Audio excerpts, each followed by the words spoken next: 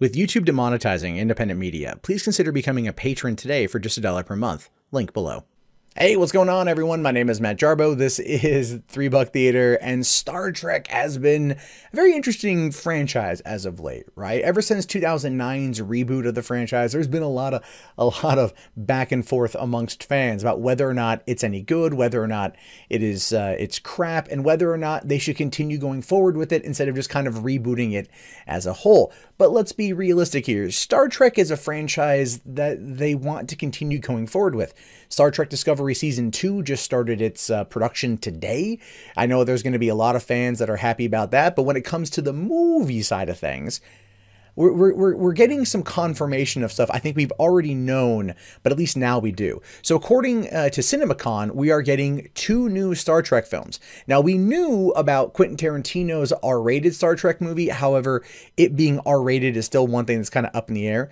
Now, it says here, at Cinemacon, Paramount announced 2 new films for the long-running Star Trek franchise. During the presentation, Paramount CEO Jim Giannopoulos mentioned a few of the studio's upcoming projects, including new additions to franchises like Cloverfield, Mission Impossible, and Transformers. He included Star Trek in this list, clarifying that 2 films were in development.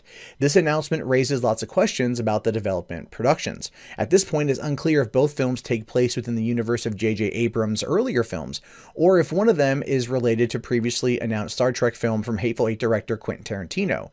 In addition, it remains to be seen how the films will handle the role of Chekhov following Anton Yelchin's death, and everything else is basically kind of hidden under wraps, with the exception of one thing that literally just dropped as I was prepping to record this.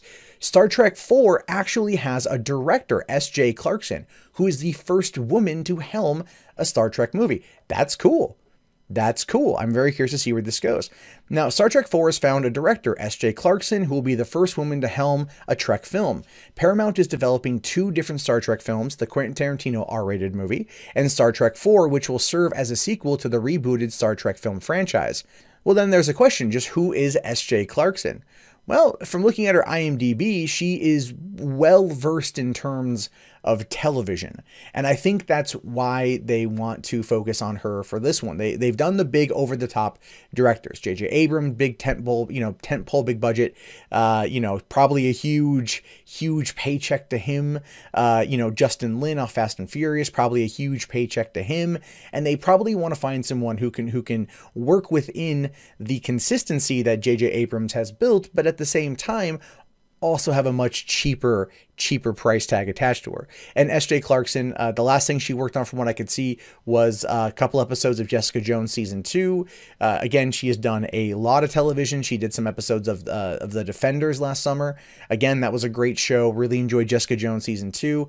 And so if this is the kind of stuff she's bringing to Star Trek, I'm actually pretty on board with that. I think it's going to be really interesting to see what happens with this type of television director coming into handling it.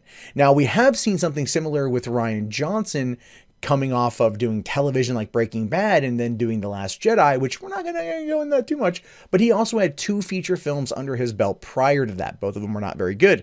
In this case, she doesn't really have that. She's got TV. But TV focuses you in a way that being a feature film director doesn't. And I think we're seeing more now in terms of episodic storytelling. So what if she were to take Star Trek 4 and approach it from like a 3-episode arc that you would see on TV? That could be interesting, albeit I'm just kind of speculating.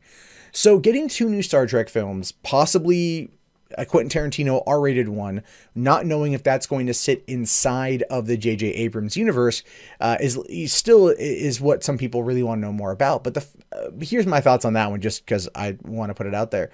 I don't think it's going to be anything directly connected to where we are right now. It could be a prequel into this new J.J. Abrams verse, or it could be a side story with some of the characters, like have some overlap or a whole new crew or something like that. But it could also be an anthology story, very similar to Rogue One and Solo. So it could be one of those things where you're just kind of like, okay, well, this could be interesting. Tarantino doesn't really do sequels. He has adapted Jackie Brown. And so he can work within that world. It's been a long time, obviously, but he can do it. And I'm really wondering where it's going to go. But as far as S.J. Clarkson, I wish her the best of luck. I do. I wish her the best of luck to take Star Trek 4 into an interesting direction. I'm wondering if they're going to still do the time travel element that was kind of hinted at 2 years ago, right before the release of Star Trek Beyond, which feels weird that they announced the movie. So, you know, before the third one even came out, and then failed to connect as well as they wanted it to. But in the meantime, we'll have to wait and see what happens. Anyway, what do you guys think about this? Do you think she's going to be a good addition?